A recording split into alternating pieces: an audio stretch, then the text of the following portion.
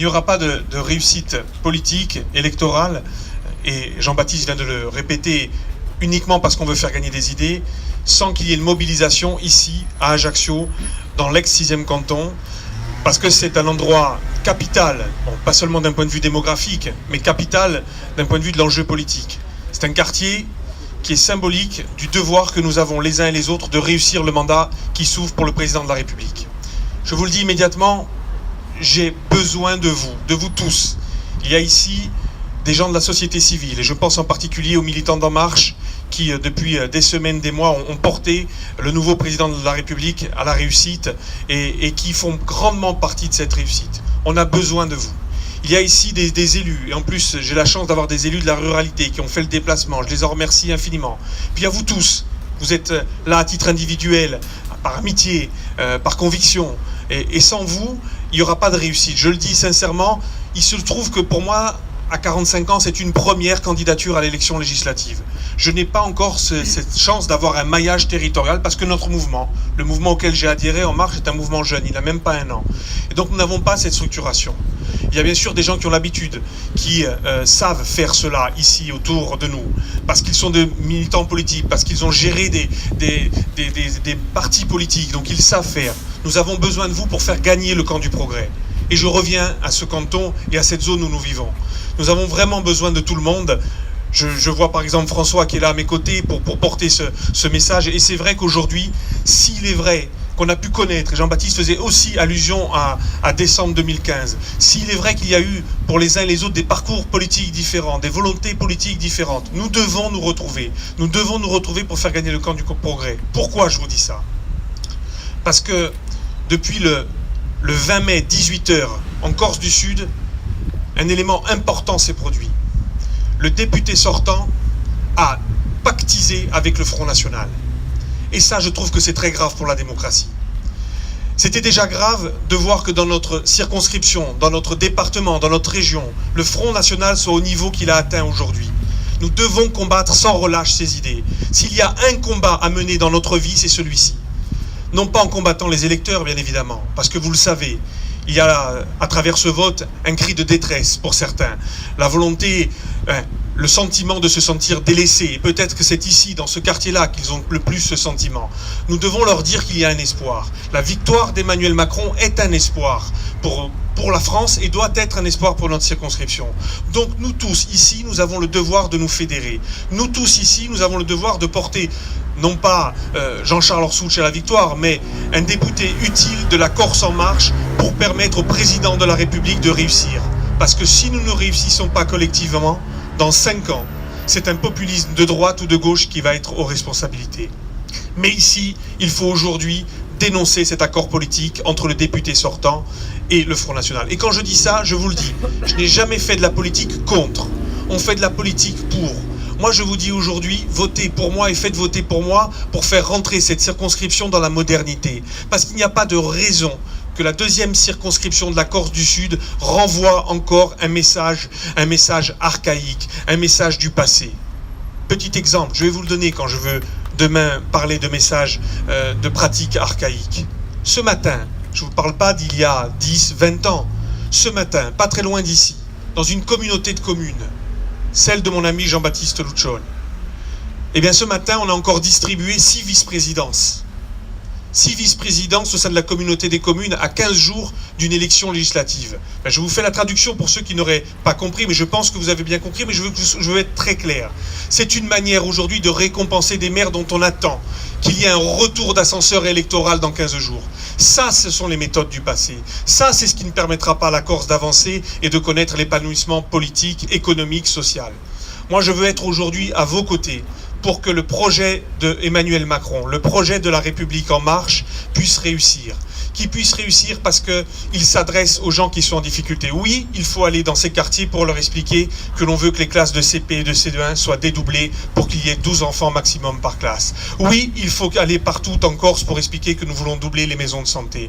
Oui, il faut aller partout dans ces quartiers pour leur expliquer qu'on va prendre soin au niveau dentaire, au niveau auditif, au niveau des lunettes. On va prendre à 100% en charge tout cela. Oui, il faut aller expliquer à ces gens qui sont ici, qui sont peut-être avec des petites retraites, qu'on prend l'engagement d'augmenter de 100 € ces retraites. Oui, il faut aller expliquer à ces gens-là que je n'ai jamais renié mon engagement politique depuis 20 ans. Vous le savez, je ne me cache pas, moi je suis un rocardien historique, je suis un homme de gauche, mais aujourd'hui, oui, je suis fier d'être derrière Emmanuel Macron, d'être derrière son Premier ministre républicain, parce qu'aujourd'hui, il faut transcender les clivages politiques. Aujourd'hui, il faut faire gagner le camp du progrès. Et c'est ça l'enjeu. Et quand je vous dis ça, c'est parce que, oui, il y a le pilier social dont je viens de vous parler, mais il y a le pilier économique. Il y a peut-être là, parmi vous, des commerçants, des artisans, des gens qui pensent aujourd'hui que le RSI devait être modifié. C'est ce qui va se passer avec Emmanuel Macron. On va donner enfin des droits aux professions libérales, aux commerçants, aux artisans. Oui, on va se soucier des agriculteurs.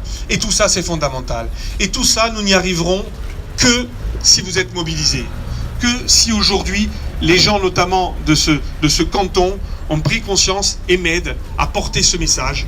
La campagne va être courte, elle est difficile, elle est passionnante, mais elle est difficile. Et on a véritablement besoin de vous pour réussir. L'enjeu, je le répète, c'est lutter face à un candidat aujourd'hui, et je le cite, qui s'appelle Camille de Rocasser, qui a passé un accord avec le Front National pensant que les sommes de François Fillon et de Marine Le Pen lui permettrait de passer au premier tour. Il se trompe. Il se trompe parce que vous allez m'aider. Il se trompe parce que vous allez faire la démonstration avec moi qu'en allant voir les gens dans ces quartiers, on peut les convaincre que pour les sortir de la difficulté dans laquelle ils sont, c'est en votant pour Emmanuel Macron et c'est en votant pour nous, qui serons là pendant les 5 ans à venir. Oui, je prends quelques petits engagements. Celui d'avoir comme attaché parlementaire en Corse quelqu'un qui soit de cette micro-région-là, du nord de la circonscription. C'est important pour qu'ils aient une oreille. Oui, je prends l'engagement que l'enveloppe parlementaire, tant qu'elle vivra, parce qu'à terme, il est prévu de la supprimer, mais tant qu'elle existera, il y aura de la transparence dans sa ventilation. Je vous parlais tout à l'heure d'archaïsme. Je vous invite, par curiosité, à aller voir comment a été ventilée cette enveloppe parlementaire par le député sortant, quasiment exclusivement sur la commune de Porto-Vecchio. Et malgré tout le respect que j'ai pour mes amis porto-vecchiais, je pense qu'elle avait vocation à rayonner sur l'ensemble de la circonscription, sur quelques associations, là aussi, et ça relève du passé, donc je crois que c'est une erreur. Et je veux aussi vous dire que aujourd'hui, la seule opportunité d'avoir un député utile, c'est encore une fois en votant pour moi. Non pas que je veuille fustiger tous les autres candidats, puisque je n'ai parlé pour l'instant exclusivement que du député sortant, mais parce qu'en votant pour les autres candidats, vous n'aurez aucun intérêt, aucun retour concernant l'application du programme. Avec moi, vous avez la chance de pouvoir avoir un député qui intégrera, je le dis très clairement, le groupe de la majorité présidentielle. Avec moi, vous avez peut-être l'opportunité d'avoir quelqu'un qui aujourd'hui peut parler, je vais rester modeste, non pas au président de la République. Le président de la République, il a aujourd'hui des choses beaucoup plus importantes que d'écouter uniquement le député de la 2e circonscription. Mais oui, nous avons le relais, vous le savez, pour parler à l'environnement du président de la République, et c'est important. Oui, si nous sommes, comme l'a dit Emmanuel Macron, des Girondins, et il a dit pour la Corse, je souhaite l'émancipation sociale, culturelle et économique. Oui, si nous voulons aller vers une autonomie de la Corse dans la République, alors le seul député qui puisse aujourd'hui porter ce message et le faire aboutir, surtout le faire aboutir, parce que j'entends des candidats dire « je vais aller porter la voix de la Corse à Paris ». Oui, une fois qu'elle est portée, c'est bien. Mais moi, au-delà de la portée, je veux qu'elle réussisse, je veux qu'elle soit entendue, je veux qu'elle trouve une matérialisation. Et si vous voulez que ça puisse fonctionner, il faut donc voter un député utile et un député de la majorité présidentielle. Donc je vous ai un peu synthétisé, parce que je ne vais pas vous faire 3 quarts d'heure de débat ce soir, je vous ai un peu synthétisé les enjeux qui sont les nôtres, la nécessité que j'ai à miser sur vous pour faire entendre, parce qu'effectivement, la force d'avoir 45 ans en politique, c'est de ne pas être dans un âge très avancé, même si, en regardant la photo du président de la République, on commence déjà à se dire que nous sommes des vieux briscards, mais malgré tout, aujourd'hui, je le sais, parmi les difficultés, nous n'avons pas la notoriété de quelqu'un qui a 40, 50 ans de pratique. Mon prédécesseur, j'étais au lycée quand il a été élu pour la première fois. Donc, je le dis à chaque fois à nos amis journalistes, parce que je me suis fait la réflexion l'autre jour, en 1988, lorsque j'ai entendu les premières batailles porto-vecchiaises, effectivement, Camille de Rocasser était élu conseiller général. 1988. Je crois qu'aujourd'hui, voilà, moi j'ai rien contre l'homme, j'ai beaucoup de respect pour son intelligence, j'ai beaucoup de respect pour sa capacité d'analyse politique. C'est d'ailleurs pour ça que je lui en veux encore plus aujourd'hui d'avoir partisé avec le Front National. Je pense que des fois, il faut savoir perdre avec ses convictions convictions et ne pas pactiser avec le diable. Donc aujourd'hui, l'enjeu, il est là. Je vous le répète, j'ai besoin de vous. Et je vous suis infiniment reconnaissant d'avoir eu la gentillesse de venir ce soir, de m'écouter ces quelques minutes. Et vraiment, je compte sur vous. Et je vous invite maintenant à venir boire le verre de l'amitié tous ensemble.